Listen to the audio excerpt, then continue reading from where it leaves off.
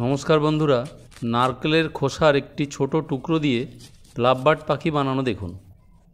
একটি টুকরো এরকম কেটে নিলাম, আরেকটি টুকরো গলার জন্য এইভাবে ছোট কেটে নিলাম, দুটো এইভাবে জোড়া দেব। গুনোর তার নিলাম, গুনোর তার একটু কেটে হট গ্লু দিয়ে এইভাবে জোড়া দিলাম। জোড়ার ফাঁকা জায়গাগুলো গ্লু দিয়ে পুনরায় আবার ফেলে দেওয়া ঝরে যাওয়া খোসার গুঁড়োগুলো ভালো করে চেপে দিলাম। নারকেল গাছের বাকল বলে, নারকেল গাছের বাকল এই সাইড থেকে কেটে টুকরো করে নিলাম, ডানায় ব্যবহার করব। এইভাবে গ্লু দিয়ে জোড়া দিয়ে ডানায় লাগাচ্ছি, এদিকে ওদিকে দুদিকেই জোড়া দিলাম। পুনরায় নারকেলের খোসা আর গ্লু দিয়ে ভালো করে জোড়ার জায়গাগুলো না দেখা যায় চেপে দিলাম। গুনোর তার নিলাম 7টা, ভাঁজ করে পেঁচিয়ে নিলাম পায়ের জন্য। এইভাবে দুটো বানিয়ে ফেভিকল গ্লু দিয়ে খোসার গুঁড়োগুলো দিলাম। একটু শুকানোর পর ব্যাটাডোল দিয়ে ফুটো করে ফেভিকল গ্লু দিয়ে হটগুলোও দেওয়া যাবে। এটা শক্ত হবে এবং দীর্ঘ লাস্টিং হবে। নারকেলের খোসার শক্ত জায়গার থেকে ছোট একটু টুকরো কেটে ঠোঁটের জন্য কেটে নিলাম। চাকু দিয়ে ভালো করে গর্ত করে নিলাম, যেখানেই জোড়া দেব।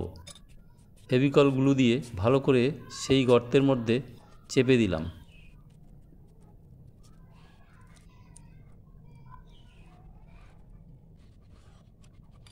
আবার ফেভিকল গ্লু দিয়ে খোসার গুঁড়োগুলো দিয়ে ভালো করে চেপে দিলাম।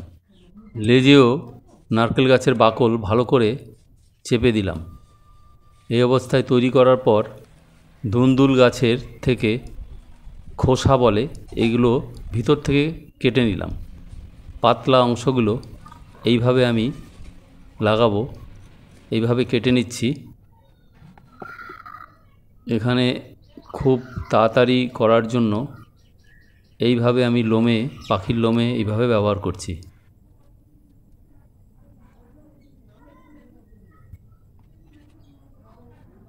কতটা সুন্দর তৈরি হবে বন্ধুরা, দেখবেন। আমার চ্যানেলে আরও পাখি তৈরি আছে, চাইলে দেখবেন প্লিজ। এখান থেকে কেটে দিলাম।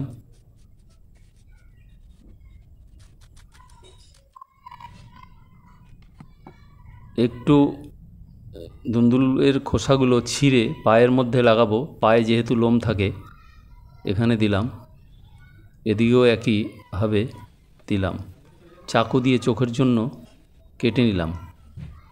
এতটাই শক্ত তৈরি হলো, জল দিয়েও পরিষ্কার করা যাবে। চোখ গ্লু দিয়েই তৈরি করলাম।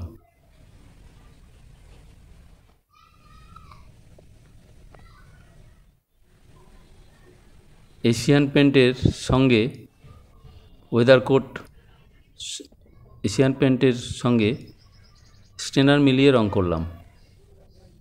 বন্ধুরা, কতটা সুন্দর হলো দেখুন। ভালো লাগলে প্লিজ চ্যানেলকে সাবস্ক্রাইব করবেন। লাভবার্ড পাখিটি তৈরি কতটা সুন্দর হয়েছে কমেন্টে প্লিজ কমেন্ট করুন। আরও তৈরি পাখিগুলো দেখুন। নমস্কার।